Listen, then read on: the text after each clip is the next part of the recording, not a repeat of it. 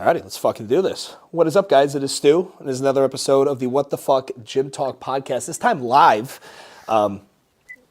experimenting with that, with this live shit. It was so much easier than editing a regular podcast.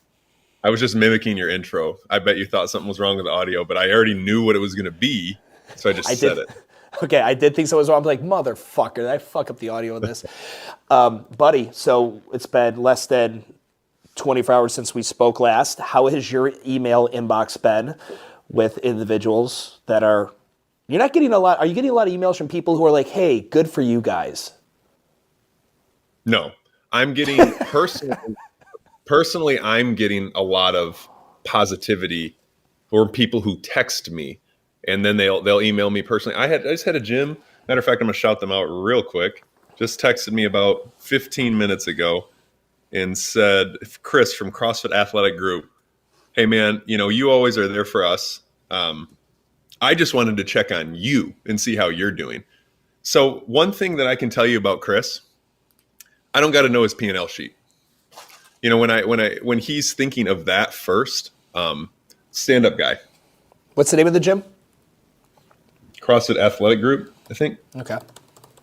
Yeah, I mean, just things like that. And I had another lady comment because Hiller attacked the living piss out of me. He's a weird little man. And I don't, so you asked me about him last time we were together.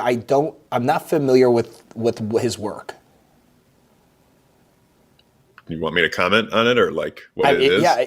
So the only thing I gathered, because he was on the podcast that I commented on from last night, he like calls out people in competitions who like no rep. It's so funny, Stu, that you have no idea who like this guy is. I find it like charming almost. Yeah. So he's just got a YouTube channel. He's got a lot of opinions, and typically they're I'm big into the finance YouTube world, and I actually follow a guy who finally gave up, and he said, I couldn't live with the fact that my algorithm had to talk about the negativity of the Fed or the dollar's crashing. And he said, literally, I've tested a million different ways from Sunday that if I only cover bad news, I'm just going to get that many more views. So that's kind of exactly his thing. And he has a narrative and a stance that everything HQ does is just bullshit and stupid. And he does kind of talk about he got picked on as a kid a little bit. So I want to not add to that by just dissing him. Although he comes at me, would never do it to my face. We both know that. But yeah, so I don't want to pick on him. I guess it's just that's no the shirt vibe. Thing part of the he does the no shirt. Is that part of the gimmick? Yeah, which is funny because he actually called out Lipson too a ton, and Lipson offered to coach him, and it was on just I used to be partners with Dave, and it was so funny because I'm like, he openly talks about kind of doing steroids and these things he's trying, and kind of like you do. He's not like he's advocating. He's just talking about it himself. But then it's it's just a weird fucking guy, Well, all right. So let's. Okay, so you get some people saying some nice shit about it, about the affiliate price raise. We jammed on it a little bit. I have not been able to keep up. That's part of tonight's work when I have my whiskey, is to go through all the different comments and stuff on some of the videos and shit that I shot this morning and all that. But what would you say right now is the overwhelming, people that work at CrossFit in the HQ or the seminar staff that you've talked to, what's the feedback? Everyone's like, I don't give a fuck. It'll be done over the weekend, or what's the sentiment?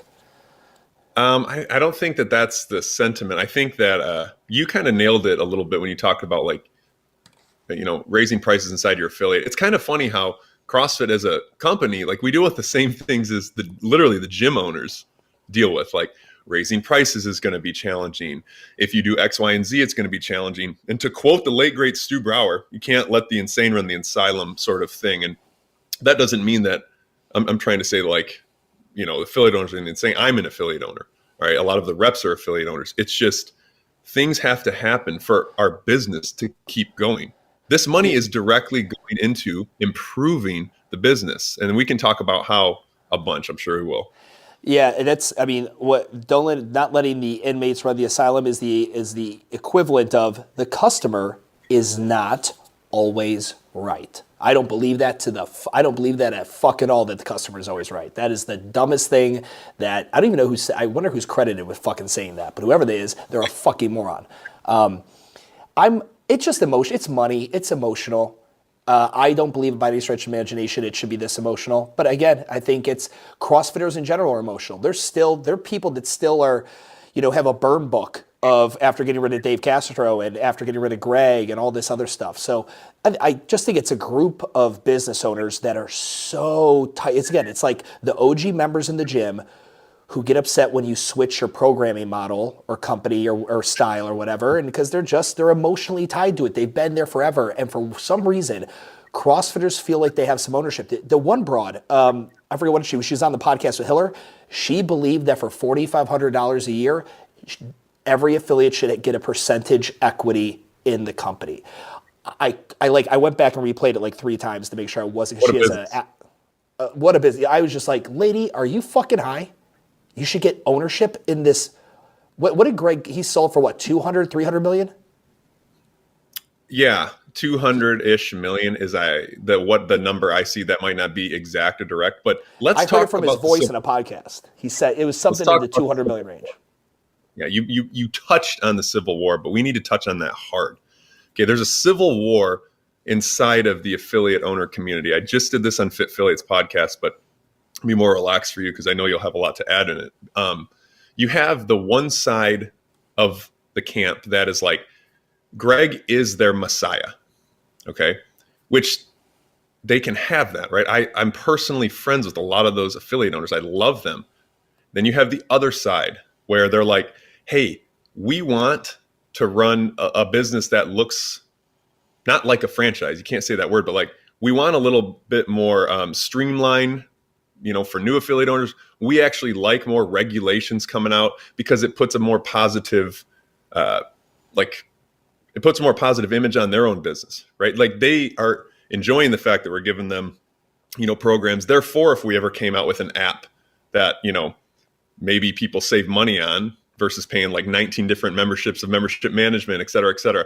Talk about that all the time in theory. I'm like, what if we had an app where, not only are you going with like, you use your programming through it, does your membership management, it does all your CRM stuff, it's attached to your website. Hey, when you're at the CrossFit games, meet at this booth, boom, it blasts you 20% off of like some shit. I don't know, I'm just making shit up, but you want to talk to other affiliate owners and right inside who actually use that, here you go. Here's you want to have CrossFit do your clothes for you. And me saying that, a lot of people are going to think like it's happening. I'm like, I don't fucking know if that's happening. But at the end of the day, that actually sounds really nice for $4,500 a year or $375 a month. I mean, the biggest thing on that, I believe, and here's the thing, I heard a lot of people complaining that CrossFit has talked about all the things they're going to do for us, but I haven't seen it yet. And I just pump the brakes on things. I'm like, dear Mr. Affiliate Owner, in a 12-month cycle, you as a small business owner can make a lot of changes within your business. Yet I bet you if we're really having an honest conversation with ourselves, a lot of us small business owners will be like, man, I'm going to get that one Excel sheet going that tracks all these, and we still don't do it a year later, right? So like we see it at such a small level where we're little jet skis, we can make quick changes in the business. CrossFit's a Titanic. In order to then, how many affiliates are there? 13,000 globally. Okay. In order to create business support and systems and all these things that they want, that I think they would all be okay with, like all the cool stuff you just potentially listed that could happen, in order for any of that, half of that to happen, will take a significantly long time and an even bigger amount of money.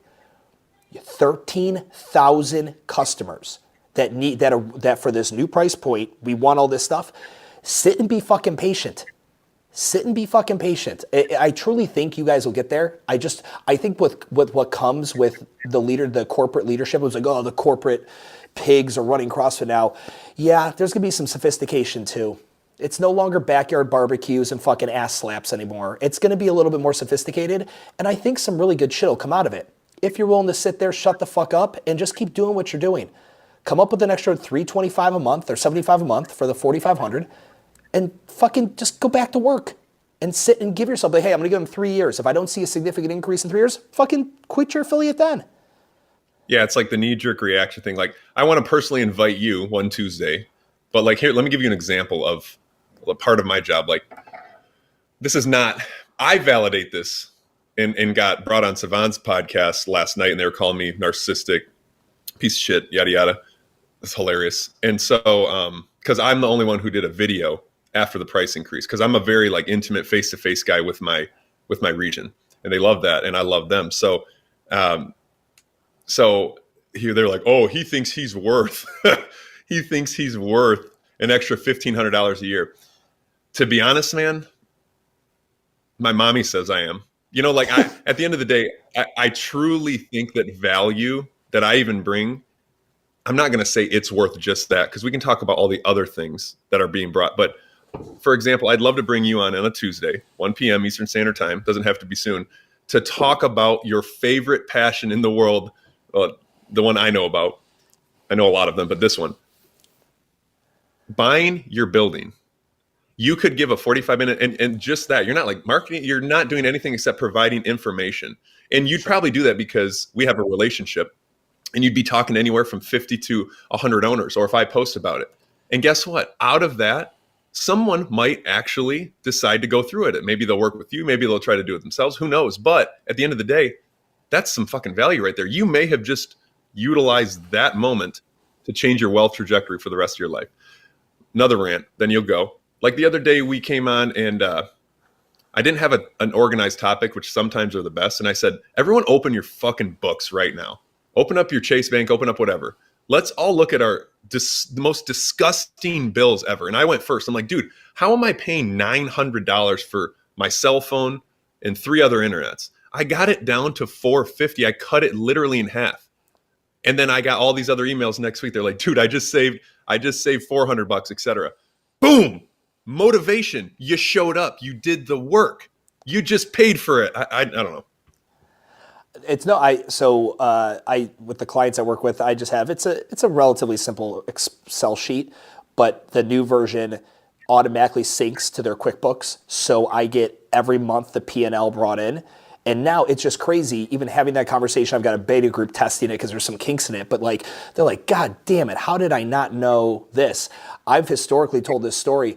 I bought a Bulldog scrubber in 2013, I think it was. And I did the financing thing, the green scrubber or whatever for the gym floors. And I don't know, it was like $245 a month for 3 years or something. Bro, I paid on that because I didn't know if $245 was leaving my account because obviously I was a fucking billionaire. And 3 years payments, because the way that contract was written with a piece of shit company called Pawnee Leasing, they do equipment leasing. If you know anybody, if you're listening to this and you know someone at Pawnee Leasing, set them on fire immediately. But for 3 years, they just kept taking that like $245 out of my account because there was a clause in the contract that I had to turn it off even after I had paid off the balance. And it was that was the day that I was like, I just bought almost 2.5. I almost bought almost 2 more of these things. And I instantly from then, I got a bookkeeper, like remote bookkeeper. I switched to Insight Tax. I started looking at my P&L every single month. It's insane the amount of money that just kind of slips through the cracks that you can save, and it adds the fuck up. It really does. I have a $30 bill through ADT Security that I'm afraid to cancel because I had a Hybrid AF installed because it's way better. And I'm like, it's technically their equipment. And I know even down to just $30 a month, I know. And every time I see it, I'm like, fuck, how am I going to figure this one out? But are you familiar with the map? What CrossFit's done with the map? The new CrossFit affiliate map? We talked about it when we were in Nashville together at the bar, but I don't remember anything when we were in Nashville together. I'll pull it up. And it's live now? Yes. All right, cool. All right, so just, I don't know, maybe click on one. Let's see if they've this is the one I go to. This is QC Fit. Okay, can you click on it, see what happens? Can you go to contact or anything like that? Yep. Boom. Okay. I'm interested in so I can lead acquisition right from here. Yes. Okay. So can you get out of there? Yep. gonna be great for people listening. And try to go to an about the gym on the side on just any of those gyms, like see to the left. All right, basic info. Oh, they show coaching and staff credentials, address, obviously. This is not, I lied. Actually, this is not the gym I go to. This is CrossFit QC. I go to QC Fit. That's just fine. for the clarity. Just scroll down. And this isn't critiquing any of the gyms or anything like that. Go down. Yep. Keep going down. Keep going down. Keep going down. Okay, so they don't really have anything on there, which is fine. Whoever that gym is, I would urge them to maybe log in and try to update their map with photos, with pictures of the coaches, et cetera, because this map in the next 5 to 7 years, the goal is to actually drive people to CrossFit.com. Imagine that. And then the more we can do that, the more we can actually give you people walking through your door. How do we drive people to CrossFit.com? Well, yes, I hate to say it, but sometimes the CrossFit Games is more than likely going to be something that does it. CrossFit is searched more than anything in the boutique fitness world. Still to this day, even though everyone claims it's losing steam, it's not even close. If you're just so-and-so strength and conditioning, no one's going to click for you. If you read Push Press's article that Dan wrote, he's not a nerd. He's our buddy, but he's a tech computer. Dan's a nerd in the good way. In a good way, nerd. He explains the value of the clicks through Google. The goal is to actually get leads for people, even if we're doing paid leads. And Nicole Carroll talked about it today in today's town hall. She said it beautifully. We're actually experimenting and trying paid leads to get people to CrossFit.com. Her goal as a brand director, I think of CrossFit as a perception as it is right now. And So it was at this point in the podcast that my inexperience with this going live streaming software proved fatal, and we lost the stream to YouTube, and I lost a little bit of what Andrew was saying. But essentially he was saying Nicole Carroll gets on this town hall meeting, and she's talking about how CrossFit is getting their lunch eaten by these other imposters. And so we dig into that next. No, the YouTube, I got a message, YouTube dropped the stream. I don't know what that means. I'm a second timer here, so we're just going to stick with this as normal. So, that's good. But go on and continue what you're saying. You guys are getting your lunch eaten. Yeah, we're getting our lunch eaten by intimidators. And what does that mean? What is an intimidator? You know what intimidators are? Like just fucking anything. Alpha. Like a knockoff? Yeah. CrossFit type workouts. Literally that word, right? Because people will even capitalize on that on Google.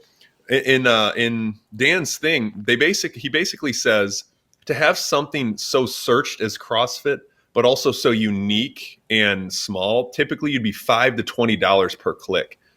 He's like, CrossFit affiliates have no clue how much they're missing out on Google, period. People are actually looking and clicking on their gym and not closing anything.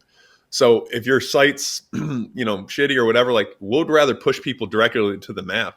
Maybe they'll at least click you on there. And that doesn't happen overnight, but it's just like you said, with time, that shit can be amazing. I've got a question for you on this. So on the CrossFit knockoffs, yep. If most things hit style would technically fall under constantly varied functional movements at high intensity, right? We'd agree that most things, Orange Theory to F45, could fall under a version of that definition. Absolutely. But, okay, so they technically are using, so we call them ripoffs because they're using the method, they're using that definition, they're using that kind of a workout, constantly varied functional movements at high intensity, but they're not calling it CrossFit. Well, they can't call it CrossFit because they're not a licensee. So what does someone call a workout that uses constantly varied functional movements at high intensity if they're not a licensee? I feel like HIIT and CrossFit style workouts are probably the most common Googled, like that they try to work around with Google. And that's where I've talked about this. I think like is CrossFit a brand or is it a genre? I feel like the methodology is a genre. Yeah. I actually agreed with. I feel like you did that podcast a long time ago. It's kind of a unique thing, right? Because it's a brand and a genre. The brand CrossFit is not the games. The brand CrossFit is actually trying to improve human nature. Like if you really think about it, the level 1 itself is a blueprint for life. It's one thing that, people know personally. I have personal opinions of Greg. I have personal opinions of everyone. I worked for the company since I've been 2013. And then I have opinions that are like, maybe I'm the weirdest guy in the world, but people can be a good person and do bad shit, or be a bad person and do good shit. There's like a psychology term that separates. I feel like you and I are similar in that. Like, we can actually be like, oh, he doesn't agree with me. That's okay. Like, I actually don't hate that person. It's called being a grown-up. That's a great. I'm so glad you knew that advanced term. But so I want people to understand, like, that's okay too. If Greg's not your Messiah, that's fine. If he is, that's fine. But let's just look at facts too. Like, what are the actual facts that are going on in your in your business today? That's the most important thing. So, yeah. I just I really think I was trying to get you back on for my technical difficulty fuck up. I was like, where does the sense of entitlement come? And I'm curious about you, because you talk to, the people I talk to, I have CrossFit affiliate owner clients. None of them are overly annoyed by this thing. Like, there might be some of them are kind of irked, but it's not like financially it's destructive. And I feel the ones that are the angriest, it's more of a financial thing than anything else. Where does the sense of entitlement come from that because they have a license agreement to use a mark, that more should come with it? Because as far as I understand, and I'm just a man who can read English, the license agreement says you get to use a mark, and you can't even use it in every way you want. You can only use it in very specific ways for this amount of money. It is a 1-year contract. It can be unilaterally canceled either way. As an affiliate owner, you can unilaterally walk away and not sign that again. As Correct. The licensor, we can forbade you from re-signing with us. So why do so many affiliate owners believe they are owed something more than the licensing of the mark? Because of the culture that was originally built. In 2009, 9, when CrossFit blew up, what was the macroeconomic times? We were coming out of the great financial crisis where banks realized they can't just HELOC everyone, and all of a sudden, everything just crumbled. You could literally go find space for like, oh, you'll pay me $200 a month to use my warehouse? Good, because I'm about to foreclose on it anyway. And what emerged? This culture of punk rock, fuck you, cartoons that are going crazy, stick it to the man, everything's bullshit, we are the smartest. And guess what? The methodology works. So it was getting people results. And it blew up like a wildfire due to the times. I mean, think about it. But back then, none of us wanted more than the methodology. We were content with these crazy workouts. The workouts were enough to warrant the fee. Even though the fee was low, had it been $3,000 back then, the methodology was so disruptive, that was worthy of it. Then it became the point where people, you become more educated, just right. The most annoying thing is someone who becomes a beer snob or a coffee snob, right, or a fitness snob. Like, you're doing progressive overload wrong. Like, Eddie, you give enough away. That's why I think the number one thing for CrossFit affiliates and cancellation is the education you're providing people. You educate someone long enough, they become a pseudo expert in it, and then they don't like your version of it. But by a side conversation, back then though, we weren't looking for anything. Like, when did the entitlement happen? Was it when Reebok showed up? Was it when these things became little more sophisticated businesses and people realized, like, oh, it's not novel anymore? And I think it's when the novelness dropped off, because everyone made money in the beginning without a lick of business acumen, because it was so unique and so disruptive. Nationally in the US, people just Google searched it. I mean, it was the thing. Like, if you just had CrossFit in your name, CrossFit Charlotte, people were gonna come check you out. Once that turned off, and that's just what we call early adopters. Once we went past that, and you actually had to go hunting for your food, that's when I feel like it's like, well, people aren't coming in like they used to. That's CrossFit's got to fix that. How is that CrossFit's fucking problem? Should they keep reinventing the world's most disruptive fitness methodology every couple of years to reinvigorate the fire of people running in your doors? No, that's not realistic. Like, I think the entitlement came. No. I don't want to cut you off. I think the entitlement came too with the leadership at that time really wanted you to be a little like, I don't want to say angry, but fucking Coca-Cola's coming for you, XYZ. And I get it. Trust me. I hold the majority of my net worth in decentralized fucking money. People think I'm crazy. They probably won't in 8 years. That being said, I don't care. I don't care if people laugh or make fun of me, whatever. You are never going to take out the powers that be. That doesn't mean you can't try. A disruptor, in my opinion, is someone like that company, TrueMed. That's why I work. So I keep bringing them up. I want people to comprehend this. Getting you fired up and angry does nothing for your business. A company that says, hey, we see a loophole that we can attack. People can use HSA funds because we love CrossFit's methodology because it works and it's providing health for people. That's fucking disrupting the system, if you think about it. So like, I think that's where the entitlement kind of came, because the leadership right there was more about just focusing on, it was such a good old boys club, which I love. And I crave that. We all crave that. But then as it got bigger and bigger, like you just said, people aren't just going to walk through your door. You got to actually do a little bit of work. And it sucks. I wish I could have a CrossFit gym and people just be like at my door banging. Like, that's not how it works. Yeah, I think we were spoiled, especially if you showed up early.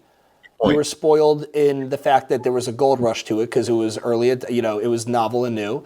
And then I think a lot of people that were customers of those spoiled gyms, and I just say spoiled meaning you didn't have to do marketing because the product was so remarkable. Yes. Right? And it was remarkable because it still is remarkable. However, when it's now a genre, it's no longer remarkable. It is now status quo. Swing, jump, push, pull, squat, lunge is status quo, right? It's not remarkable anymore. Just like, my grandfather fucking still looks at he looks at my laptop and he goes, "You have no idea how fucking lucky you are to have one of these." I'm like, "Eat a dick, grandpa. I'll fucking snap this in half and buy another one later on today." Like, take it for granted. Whereas now we take this type of fitness for granted. Previously, again, it was a life-changing moment for a lot of us.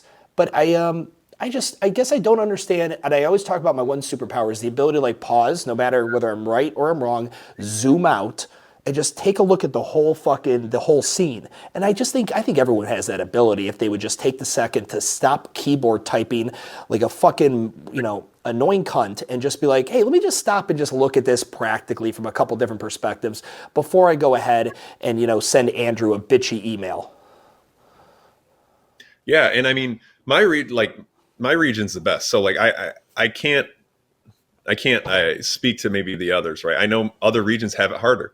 Real estate is I don't know how people are, it's different in California and New York, right? And I empathize for them a ton. But I think you're onto something because you've been around so long too, and you've kind of been through everything, and you've never really trashed. I mean, yeah, there's the, classic stew stories or whatever, but never once did you say that CrossFit, the methodology doesn't work or no, it's the best. It's the best thing that's happened to the fitness industry ever, in my opinion. And I'm a historian of the fitness industry. I 100% study the history of it, and no, it's definitely the best thing. I've always taken issue with individuals' interpretations of it that I thought were appropriate or inappropriate, or how businesses are run. But I take issue with the local bakery that was supposed to have our food ready for Thanksgiving 3 days early, and they canceled the order and never called. I take issue, it's not a CrossFit thing. This just so happens to be the niche that I'm in. I want to ask one more thing. I'm going to throw up this screen share. I want to get your opinion on some of these. Do you guys have, is there a get all the regional reps together and have a conversation on this? Is there any or is it just HQ is just let's just let it calm down? What's the noise coming from the mothership? Oh, dude, we're in the war room every day. All the reps are in the war room every day. and some people are, some owners are mean. So I'm there for the regional reps too. I'm there to help them and support. And we talk best practices. I mean, at the end of the day, the products we're trying to bring are to only provide value for the affiliate owner, and we listen. They want more business knowledge. They want to try to get more leads. They want more support. They want more direct communication. All of that stuff comes with like making a better and stronger business.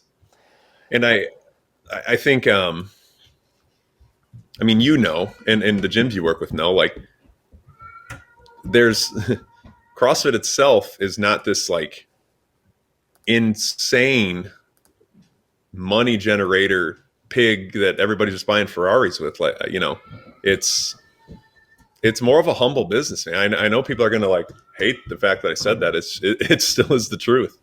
Yeah. All right. So you able to see my screen now? Yeah. All right. So I want to go ahead and I want to look at. Whose post are you on? This is my post. These are the comments on my post. I still get. Cool. I've replied to a couple of them. So quoting from I'm Shookum. I am Shookum. More money taken where no money is worth. They haven't changed anything in what they provide for the affiliates. Neither do they provide anything for the affiliate owners. After 12 years, they remember, oh, right, we forgot to raise the price. When you read something like that, knowing you can't get, you have to respond in a PC way because you don't want to get fired. What is it? What's your response to that? Yeah. So I'm probably the most out there. So I will respond kind of the way I want to. And I probably am one of the only ones willing to do these sorts of things and hop on I've been on every podcast possible, you know, Two Brain, whatever. And to that person, first of all, if they were in my region, maybe they are, I don't know. I'd say, hey, let's have a conversation with me. Are you willing to share your revenue? Are you willing to share your business model? Are you willing to share like a screenshot where we can go through your gym and maybe your operations are wrong? Are you willing to try new things? Let's just say they hate it. First of all, there's value in just that. Second of all, we have changed so many things, right? We have given you the playbook, the starter kit. Not that necessarily if this is an established gym, which they are, does the CrossFit playbook help them out. But if you read the CrossFit playbook right now, Stu, you'd be like, holy shit, this is amazing. If I was a new gym owner and I would have had this going in, I would have saved myself an ass load of money. Do they have that? Is that publicly anywhere? Is that publicly or is that just as an affiliate you get access to that? No, it's just an affiliate owner. Got it. Okay. It's not like the level 1 and level 2. Those are publicly available. Yeah. Got it. And so like right there, the affiliate partner network, people hate on that, but there's a ton of deals and a ton of things just for affiliates. We're trying to do the paid through ads now with the map. I mean, there's more and more things. Like we try stuff too.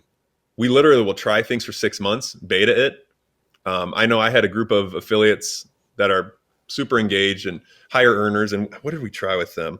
They were in a beta test for, a product that CrossFit provided where you could just send someone a link and it took them through a foundations course that they did at our house. That was at their house. That was professionally done by, hey, there's our gym. That's Jen. That was professionally done by seminar staff. You had Chuck Carswell and Denise Thomas taking you through an hour-long workout. There was even nutrition help in there. So when you got a lead, you could just say, hey, as part of my free product to give to you, here's the 6-week thing at home if you're kind of intimidated. And once you do this, you'll understand kind of the movements and things like that. I mean, they said it didn't provide. Let me ask you this. On all those things, have you been getting good? Like, so you guys try stuff. Does everyone shit on it instantly? Or are you getting like some good feedback where like 60% of people? Feedback. It got a couple gyms, a few members. They just sent it out as, because they have good, like, you know, maybe a good CRM practice or maybe like good automations, and they would send it the second that they got an inquiry or something, and they were getting members literally from that. But for the most part, people just didn't really know how to use it. That was their biggest feedback. Like, we don't really know how to use this thing. But the fact that if that just existed as a product, the professional media that you talked about, we did that. That's still in there. That's still in there in the starter kit. Why is it that I haven't, like, I brought that up and I have not heard more people, talk about that. Like, I haven't seen the videos get used. I don't see, like, I know you mentioned yesterday it was very cumbersome to do, but if that's it, it's just like, hey, it's a little confusing. If that's really it, I mean, I don't understand. If someone gave me high quality 4K shot, like professionally shot promo videos that I could put my logo on, I would watch a 30-minute YouTube video to show me how to do it, to cut it and put, and edit it or whatever. And Stu, I would too. And a lot of affiliate owners would too. And then there's a lot that are like, I don't want to do anything except just coach. And with those affiliate owners, I say, or they'll get a meeting with me. Have you ever thought about getting maybe a GM or somebody to run the business and you be the coach? Like that's a thing too. Yeah. Right. So, that stuff all exists, but also some affiliate owners are like, dude, I'll pay the increase. I don't even want to talk to you, Andrew. Just leave me alone. And I'm like, sweet. Absolutely. So, no issue. Next one. I want to see, there was, Pete Mongeo, whatever. I apologize, Pete. So disregard the point that 12 years ago, affiliates were told fees would never increase for existing affiliates. If it's just a licensing agreement, why not offer these upgrades as an add-on? So number one is, I understand if I say people go like, I was promised that they would never go up, I would say, understood. However, at the moment in which the CEO was gone and the new CEO came in the back of your brain, I don't care if you have the business IQ of a fucking sea urchin. Something in the back of your brain had to have gone, I bet you the old rules aren't going to stick around or aren't going to still be valid here pretty soon. If that didn't cross your brain for 1 microsecond that maybe things would be different and that you should set your expectations, like I plan for the worst. I plan for what's coming around the corner. I hope for the best. I'm optimistic to a fault. I've really fucked myself on a lot of things because I was overly optimistic on something. But I generally plan for the worst case scenario. I just with something like this, but 12 years ago, the former owner told me it'd be this. What? That was the former owner.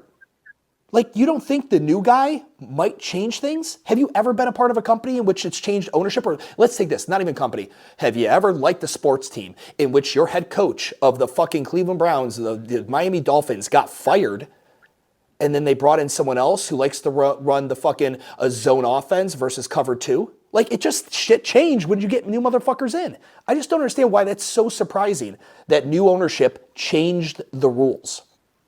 That's a great statement. I mean, it's not surprising because I don't think people understand the new CEO, Don, is a fucking beast.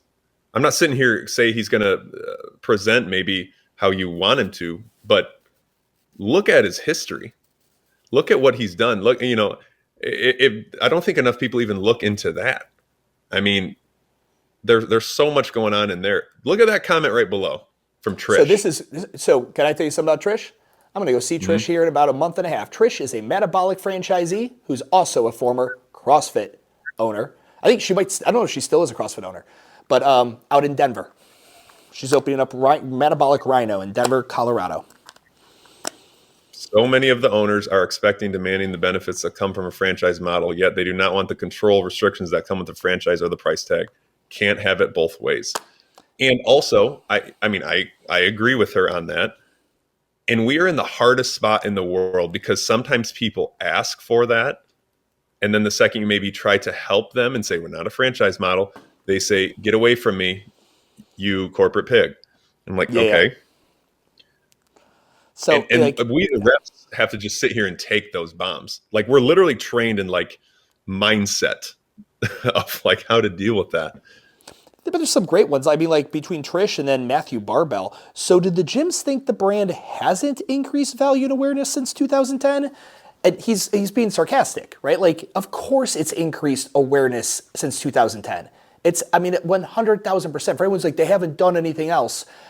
Again, just because you're not seeing it in your bank account doesn't mean the global brand hasn't done anything. And again, this is where I think if CrossFit wasn't a three-headed monster, methodology, licensed brick and mortar, and sport, it would be a lot easier. If you guys could properly go, methodology is CrossFit. The license model you can call them CrossFit's, but whatever. There has to be like a completely separate section. And then third, you guys got to change that from the CrossFit Games to the sport of the fittest, the sport of the fittest, or some bullshit like that. You got to come up with a fucking different name, because you have a three-headed monster. We're using three names to describe three different things. Or sorry, one name to describe three different things, and it's fucking people up. These guys everyone here is just like, they can't comprehend and wrap their head around CrossFit being something to them in this category, but it's not the same thing in this category. And that's where I think we also run into a lot of where these missed expectations are. Well said. Yeah, if it's an increase of less than one member per year. If one person Googles CrossFit near me and joins, you've paid your increase. Why wouldn't you pay for it? Zach _Renegade. He is not dumb. He gets it. Blah, blah, blah. Yeah, some of these guys have, there's some people that leave just knucklehead comments that are fucking retarded. But there's some great comments in here as well. And it's the way you frame it. Like, don't forget, like, with social media, it's unique, right? Whatever you're kind of framing, you're going to get the few backlashes, but you're also going to get a more herd mentality to kind of agree. So you worded it very well, in your own way. At the end of the day, the silent majority thing, right? You see that in elections where it's kind of like, ooh, we didn't know it was going to happen. The silent majority thing kind of comes out.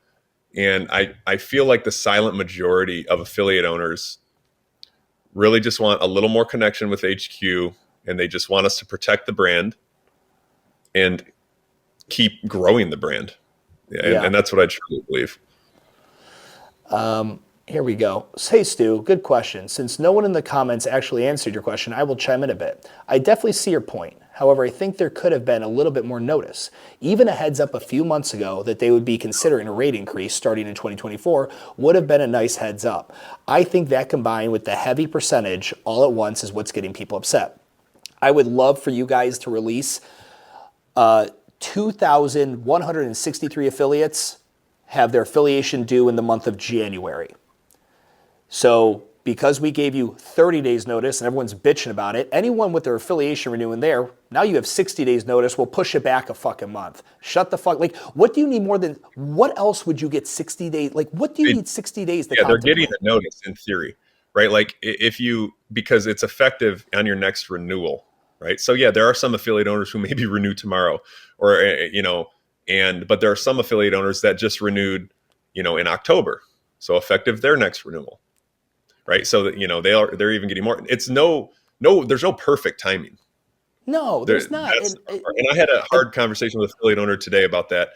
He's a new, his name's Ashley. He took a gym over and he's doing a great job. He's showing up at my summits. He's in on the business calls and he's like, man, this kind of sucks timing wise. And I'm like, absolutely. It sucks for you, man. For sure. Like that is a tough thing, but he's a business owner as well. And I'm like, you're more than likely him, cause I've met him. I believe in him. More than likely, he's going to do just fine. He's ran business before. I think he's sold a business before. He's gonna do fine. I'm not too worried about him. I would, I was going to talk about this one, but I saw this comment from Greg Owen _CP. I can't think of a single time that I've ever raised my prices by 50% in one fell swoop. So it makes me think of our like Sean Pastuch. Like when he converts, when gyms go to his Active Life Pro model, or the ALP model. Their price point, I think sometimes it like 150, 200%. It's significant increase. Like we're talking going from like 150 a month to 600 a month type scenario. And it's tough. There's a bit of a bloodbath there, and there's a bit of a sloughing of the old skin and new one comes on. 50% though, and again, not everyone's 50%, right? Like again, that's the extreme number. Correct? Or is that what's the 50%? Is that the $3,000? They're going 3,000 to 4,500. Got it. That's the 50% one. So what's at the highest? What are we going from? 4,500. Well, no, that's not. So you can't really do that because the grandfathered affiliates, I want to speak this one really well because I don't have all my paperwork in front of me, but the grandfathered affiliates that are under $2,000, $1,500 to $1,500, they are getting a stair step. And I do want to say this. Thank the affiliate reps for doing that. We have a seat at the table. That's what people aren't understanding too. If I go into a meeting with You're like a Mark, congressman. whatever, yeah, we got that done. All 7 of us. We were like, look, at a minimum, you give them a stair step. So they're going to go 50%. If they're 500, they're going 50% year 1, and then year 2, they will be at the 4,500. So, a lot of people are having, if it's a shut up, move on and stop complaining. Like a lot of people have a really good position on this, I feel. And that makes me happy because, to be honest, I really think that I always think all the negative stuff is kind of the loud minority. I truly do. I think most people are not fucking stupid, are not assholes, are not trying to bitch about something little. Like, again, at the same time, it's like everyone wants to jump on the mission of CrossFit and like, no, I'm a CrossFit affiliate and we're here to fix the most vexing problem in the world, obesity and heart disease and illness and blah, blah, blah, blah. We're here to do that, and we're going to do that together. That's our collective mission. Okay, cool. So the issue is the mission is just going to cost $325, $375 more a month. Fuck that mission. Fuck you. Fuck the mission. I just don't understand how diehard somebody can be about a brand and a methodology and what it's done for their life. But then the second, basic economics come into play. And I don't believe this is not a money grab. Money grabs are, in my opinion, when an adequately profitable company comes up with an auxiliary fees and charges for things that are essentially not real. So in the Globo Gym world, and I have plenty of experience in this, we would have equipment maintenance fees. Those were not money grabs. If you actually look at the biggest line item at a health club, the cost to repair equipment and our maintenance fees were insane. That was legit. You know what was a money grab? Administrative fees. Every Globo Gym, $75 at the point of sale, $75 administrative fee. That, my friends, was a money grab. That was a made-up thing. That's not what this is. By no stretch of the imagination could you say, oh, raising the prices on affiliates is a money grab. You don't understand what a money grab. That's not it. It is literally just economics.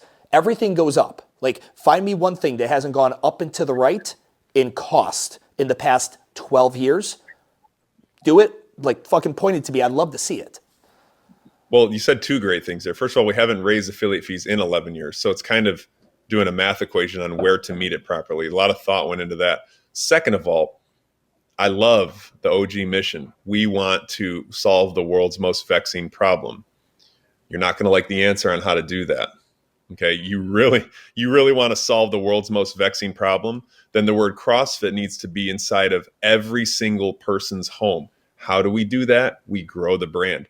How actually would you want to solve the world's most vexing problem is perhaps completely sell out everything so you can get into every single thing. Sell your soul to the devil. But we would never do that, right? Well, because we know that our brand is still that grassroots grit. Get 100 people, make them real fit, know about their relationships, their marriage, their kids, go for it. That's still an amazing business model. That's actually going to grow with the as AI increases. I think that CrossFit affiliates are actually going to get more people coming to them and they'll be able to charge more. I truly believe that. One thing I don't agree with, I believe fitness is the solution to the world's most vexing problem. I don't think it has to be CrossFit. Sure. Yeah. But you've covered this too. I mean, there's jokes going around. Like if you just fall down and get up, like, oh, you just did CrossFit, right? Because the definition is very broad. It's a big cast of a net and you're going to catch basically everything. It was a genius definition that was measurable, observable, and repeatable. But it does encompass almost every single thing. Hey, I'm timing my machine work and then I'm going to go to the elliptical. CrossFit, right? Like, yeah, oh, it's not functional. I don't know. I mean, what's functional? And we go through that stuff in type of level 1, right? But even the word functional is a net that's casted. It's so funny. It's in my opinion, it's proof as to how revolutionary CrossFit was. When that definition was released, the thing that made it so special and unique is it was so specific. It only described CrossFit. Fast forward now, because everything kind of looks like that, because they found that actually is the better way to fitness, some version of constantly varied functional movements at high intensity, is now a genre. It's so broad. And I truly, yeah, go ahead. No, go ahead. In 2014, I remember so I was newer on seminar staff. I started in 2013. In 2014, I'll never forget Jesse Ward. Shout out to him. I think he might be in Alaska at this point, but he gave the What is Fitness lecture. And, you have to pay attention because you're going to give these things one day and they're so special. And I remember him closing it saying, what my big, hairy, audacious goal would be for CrossFit is that in Webster's dictionary, the word fitness says increase work capacity across broad time mold and mains. And I remember thinking like, dude, that is the fucking goal. Like, could you imagine? Because there's no better definition of fitness than that. The act of being fit, et cetera. But like, if we can actually put a math equation to it, and that is beauty. And that type of stuff still goes on in the seminars, but that's a big goal. I mean, that would be amazing. Has Greg commented on this yet, or the CrossFit Book Instagram handle or anything like that? They hate Andrew Charlesworth. They'll probably rip this podcast up and try to. Matter of fact, they hate me so much because I have my unique, beliefs on finance and like where money goes. But yeah, they'll probably rip some shit up. Has that book, do we have a date on when that's getting published? Does anyone know? I don't know. Is it true Greg's got a non-compete for a couple years? Probably. Oh, no, sorry. You go to Andrew Hiller's video. He'll tell you exactly the date and when it's up and how everybody's going to leave and go back. Is that public knowledge? How would he have that? I don't know. I guess I haven't Googled it. No, yeah, I'm sure it might be out there in Google or whatever, but he's tight with them. That's his brand. How your brand is small barbells, Andrew's is like to try to just diss absolutely everything. It is. Short barbells is my brand. Even at the CrossFit gym I go now, whenever I randomly take a class, I grab and they literally bought it from my gym when I closed down. They bought it, and I've got the exact one there with the Urban Movement colored collars still on it. Can I ask an educated person like you then, who's educated in finance, mainly commercial real estate, but you don't hate money either. When I say money, do you truly think that there's a way for you to live as a United States citizen or to be an entrepreneur and not to support the powers that be? What do you mean by that? I don't understand the question. I don't know. Interpret. I guess there's not is there a way for a person to have hundreds of millions of dollars and not play the game? Yes. I think there is. I just think you're a unicorn at that point. I think the secret is still well kept. I'm sure there's a way to do it and be off the grid to some degree, but it wouldn't be easy. At any point, no matter wherever wealth comes from, let's say we bucket wealth into like stocks, real estate, blah, blah, blah. Those are all supporting the man. Yeah. Oh yeah, 100%. So it's like, okay, I'm just sure we're clear. Just so we're clear. $1 inside of the S&P 500, one mutual fund, even holding your money in a bank. I mean, unless you bought literal gold bars, you probably couldn't even find a place to store that. You couldn't. Yeah. What would you do with it? Exactly. I mean, this gets back to Bitcoin, right? Andrew's the only guy in the world, right? Decentralized. However, I just find it challenging because no matter what you're supporting, you just living and buying things from anywhere, you're supporting that, right? So when your sole mission is just focused on, giving the middle finger to everyone and anything, that gets really tough because how can you not be somewhat hypocritical? Sure. No, understood. I'm ultimately back to this whole thing. I'd be really quick. And again, I know the number's never going to get published and stuff like that, or I don't know, someone maybe gets it. I'm surprised there haven't been more leaks. I'm surprised there aren't leaked documents and leaked this and that and stuff like that within CrossFit HQ. Not that there's treacherous house of card level conspiracy shadiness going on, but just, I would love for someone to leak the document, the email that gets sent around in 6 months of how many people actually de-affiliated due to this. I'd love to know that actual stat. And I wonder at what point does CrossFit disclose information? I get what you're saying. Like, I mean, I would say that's kind of no one's business, because if it's good, what are people going to say? Oh, look at you. You just made money. If it's bad, you're going to be like, what you're doing is not working. Yeah. So it's people to analyze and make adjustments to. Are you familiar with all the stuff going into the numbers? I selfishly, along with others, want CrossFit to disclose more data as to what really is happening, like how many people have de-affiliated. Craig Patterson came on the podcast recently, and he talked about over 100,000. I think that's the number, and I apologize, Craig, if I'm fucking this up. He said from the people he's talked to, which was like the insurance companies, over 100,000 different exchanges, meaning gym being sold and then sold and then sold. There's been 100,000 transactions that involve ownership of one gym, CrossFit affiliate, being transferred or sold to another one. Because it failed, I gave it to a coach. It failed, I sold it to a coach. Like that thing equates to about 100,000. And I was curious whether that number is accurate. Now, I will say with numbers reporting, for people who get outside, or people who are listening to this that are in the CrossFit industry but get outside of it, are you familiar with what's going on with Mitch Brown and Exponential? Mm-mm. So Exponential is the largest global parent company for boutique fitness brands. They have 10 brick and mortar fitness brands: Rumble, Stride, Stretch Lab, Club Pilates, Cycle Bar. They've got 10 brands, BFT. They have always been suspected, they're publicly traded. They've always suspected of like, you got 10 brands, there's no way they're all 10 winners, right? Typically you think 20% suck, 20% are awesome, 60% are okay. I would argue Exponential is probably like 20% are okay, 80 of them suck, all right? Exponential, so that the investors don't lose their shit quarterly reports, take all their shitty, they have thousands and thousands they're the largest holdings of boutique fitness in the world, more than CrossFit. I take that back. Maybe not as many as CrossFit. I could be wrong on that. They take all their low performers, package them up, and literally there's reports of them being sold for $1.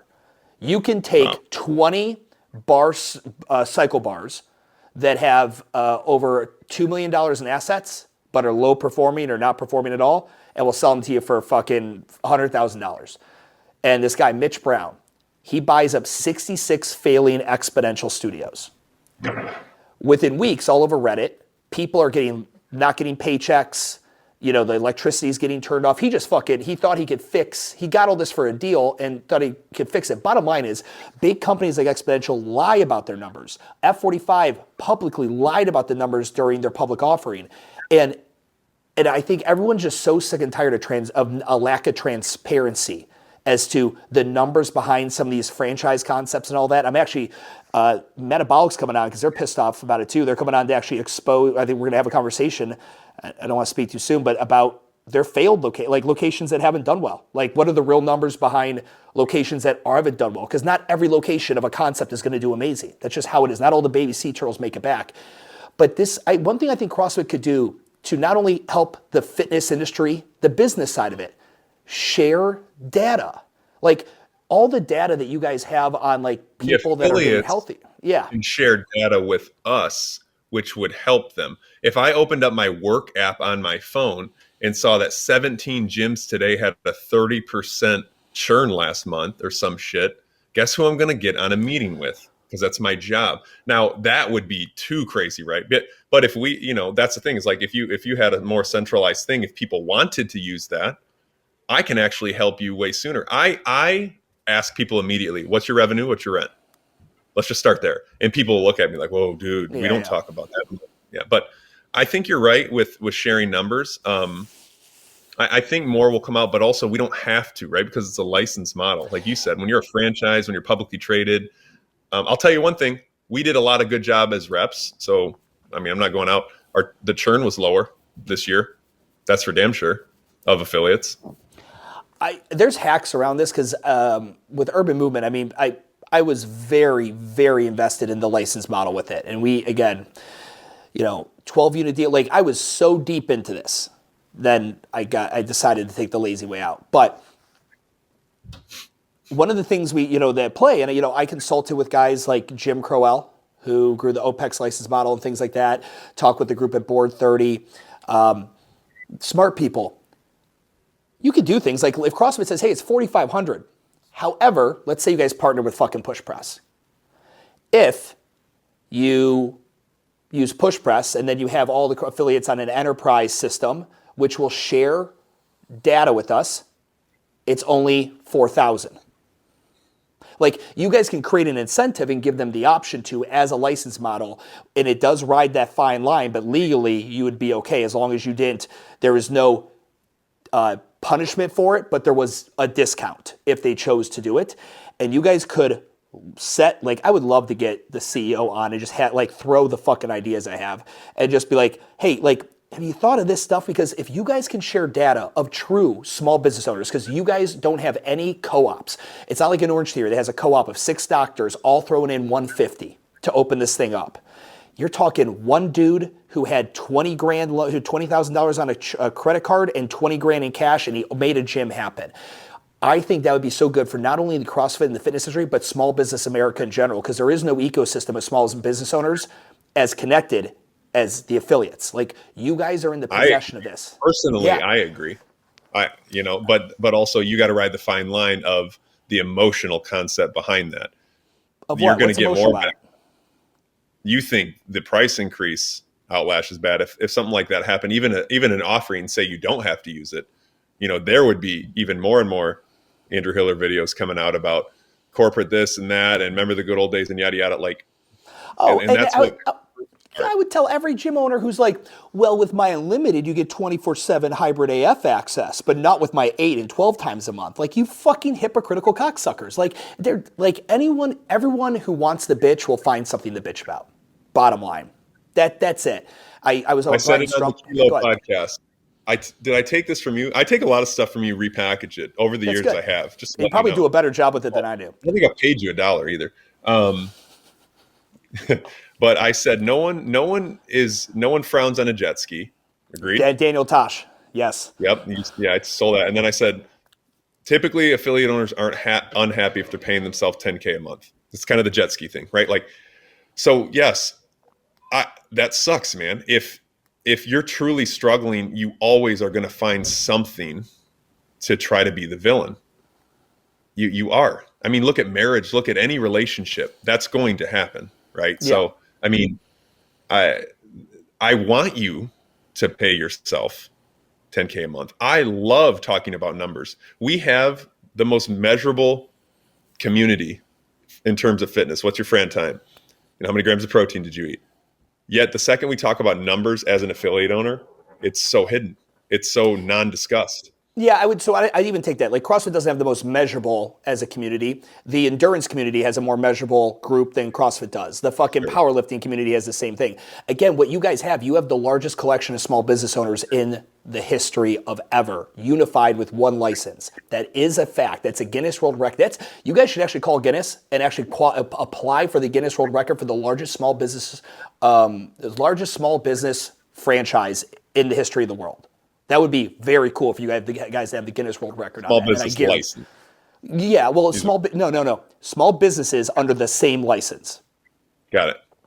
Yeah. And then until that's not true, where someone tells me like, oh, you didn't know that fucking this one brand is also, and I'm like, oh fuck, there's a lot of them. But still, I don't think there's 13,000 of whatever it is. I would bet you guys probably would own that Guinness record. I guarantee you guys would. It'd be very cool. But I'm excited to see what trickles down from this whole thing, and I'm hopeful that people don't cancel their affiliate thing. But if they do, again, I'm all about like killing off the weak, like fucking like some people should not own gyms; they should be coaches. And yeah. I think this, COVID gave people an excuse proudly to do it, because otherwise they didn't want to be looked at like as a pussy that they had to close up shop. So COVID gave a great opportunity. I think this gives another one. Again, if you cancel your affiliate, I'm shutting down the gym because of this. we'll know really what was going on. We get it, but at least it gives you a halfway decent reason to bow out or something. You can at least tell your family that's why you shut down is because CrossFit. It's so funny you say that, because if you go through my video and you go through some comments, there's the affiliate owners that say, I wish you would have raised it more. I have text messages from CrossFit Blono. There's a guy's name's Drew. I'll call him out because he's awesome. Best voice in the world. Guy deadlifts 600. Pays his coaches maternity leave, I think, and paternity leave. He texted me and said, my opinion, man, I wish you would have raised it to 20. Love you guys. Love what you're doing. Yeah. And that's a guy who deadlifts 600 pounds and I'm not going to F with, right? I mean, he stood up at my summit and said that with 200 other affiliate owners there. And no one said a fucking damn thing, because that's the community, right? You want to support everyone's opinion. But I see where he's coming from too. I see absolutely every single side. So it's like having a conversation with me about it doesn't hurt. And that's the superpower that guys like you, me, and other people have, is the ability to see other sides. I don't have to agree with them, but just like, yeah, I can see where you're coming from. I wouldn't do it, or I would think differently, or I would have done it differently. But I could see it. I could see the flow chart as to how you got there, right? I mean, anyone who's ever watched Breaking Bad and liked Walter White, right? Anyone who ever watched The Sopranos and liked Tony, like they were the bad guy, but you were able to I could see how they got to that spot. That's all we're asking you to do. But I know it has to do with your own money, so you're more emotional about it. So I get it. Just stop being a little bitch. Cool. Buddy, thanks for popping on. I'm glad we got this in. Where can people reach out to you if they want to send you love mail or hate mail? CrossFit Midwest Affiliates Instagram. I'm trying to stay off my personal Instagram for a couple months. And then Andrew.Charlesworth at CrossFit.com. Boom. I will have information for all the places for you guys to send your hate and love mail to my dear friend Andrew. Buddy, thank you very much. I appreciate it.